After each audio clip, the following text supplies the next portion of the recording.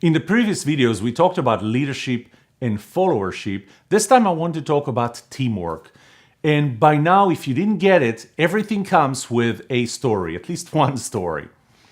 One day I was going to have lunch at an Einstein Brothers, a bagel shop, if you don't know that.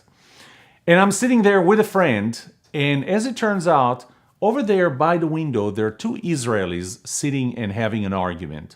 Now, I know that they're Israelis, not because I know them, but because they speak Hebrew and I understand Hebrew. I was probably the only person in that restaurant, in that Einstein Brothers, that could understand what they're talking about. And they were arguing, and they started raising their voices, and they raised their voices more, and they raised their voices more, and they got to use their outside voices. And it got to the point where people started building this demilitarized zone around them and started getting away. Nobody would go, by the way, and tell them, hey, can you keep this down? But that was not emotional. This was not personal. I could tell this was a pure professional argument that was very passionate and reached very high notes, but it was professional.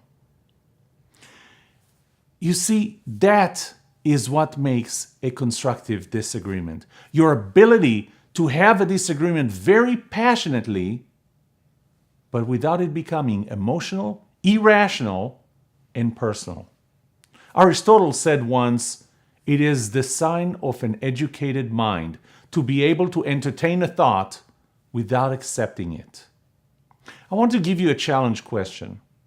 You're in an argument, you're arguing with someone, and all of a sudden, you have an idea, except that this idea makes your opponent's point. It supports their position.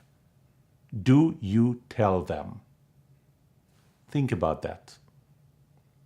Next, I'm going to talk about confirmation bias.